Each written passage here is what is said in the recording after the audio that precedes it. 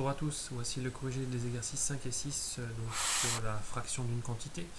Alors on commence par l'exercice numéro 5, donc avec une collection de 1260 timbres, donc 2 cinquièmes qui proviennent donc de pays étrangers, donc on va calculer donc ce que représentent justement ces timbres étrangers. Donc je rappelle que calculer 2 cinquièmes de 1260 timbres, c'est multiplier 2 cinquièmes par 1260. Après, comme vous l'avez sans doute compris, il y a trois méthodes possibles. Donc je pourrais commencer par faire 2 fois 1260 pour ensuite diviser par 5. Ou alors je pourrais commencer par faire 1260 divisé par 5, puis derrière je devrais multiplier le résultat par 2. Ou la dernière donc, solution, c'est de calculer la valeur donc, décimale de la fraction, c'est-à-dire faire 2 divisé par 5, et ensuite multiplier le résultat par 1260.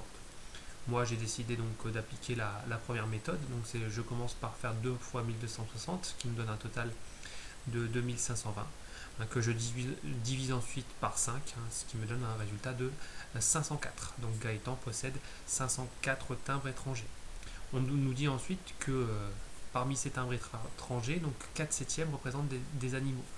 Donc je vais reprendre ce résultat obtenu à la première question et je vais calculer ce que représente 4 septièmes de 504 en faisant de la même façon 4 septièmes fois 504. Donc les trois méthodes de nouveau peuvent s'appliquer. Vous remarquerez que la dernière ne fonctionnerait pas parce que quand je divise 4 par 7, j'obtiens une valeur donc, qui n'est pas exacte parce que la division ne s'arrête pas. Donc on laisse de côté cette troisième méthode qui, on va dire, a tendance à être celle qui fonctionne le moins régulièrement. Donc, généralement, c'est la première et la deuxième qu'on utilise dans la majeure partie des cas ici. Donc cette fois-ci, j'ai utilisé la deuxième méthode. J'ai d'abord commencé par diviser ma quantité 504 par 7 et j'obtiens un résultat de 72 et derrière je multiplie ce résultat par le numérateur de ma fraction par 4, ce qui me donne un total de 288. Donc conclusion, Gaëtan possède 288 timbres étrangers représentant des animaux. Voilà pour cet exercice numéro 5. On passe à l'exercice numéro 6. Donc une vente donc, de billets, 450 billets de loterie donc, qu'une association veut vendre. Le matin, elle vend les 2 tiers des billets et l'après-midi, donc les 3 cinquièmes des billets restants. Donc on commence par vérifier que sur la représentation, on a bien donc, les 2 cinquièmes qui ont été vendus le matin. Vous pouvez voir qu'en fait, les billets qui sont vendus ont été partagés en 15 cases, 15 carrés. Et on peut remarquer, comme vous l'avez vu avec les traits verticaux que j'ai fait en bleu, que j'ai réussi à faire 3 paquets égaux et les billets vendus le matin représentent 2 de ces 3 paquets égaux, ce qui fait bien 2 tiers. 2 tiers, c'est bien sûr partagé en 3 et ensuite prendre 2 parties sur les 3. Donc on a bien ce qu'il faut. Ensuite, je calcule donc le nombre de billets qui ont été vendus l'après-midi. Avant ça, calculons le nombre de billets vendus le matin. Donc je calcule ce que représente 2 tiers de 450, c'est-à-dire 2 tiers fois 450.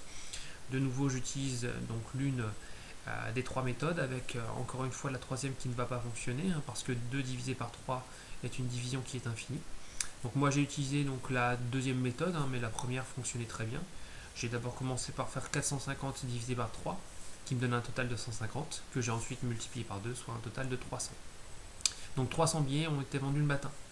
Pour l'après-midi, on nous parle de 3 cinquièmes des billets restants qui ont été vendus l'après-midi. Donc forcément, attention à ne pas se faire piéger, on ne va pas calculer 3 cinquièmes de 450, c'est-à-dire 3 cinquièmes de l'intégralité des billets qui étaient mis en vente, mais on va faire donc 3 cinquièmes de ce qui me reste. Donc combien me reste-t-il de billets à vendre?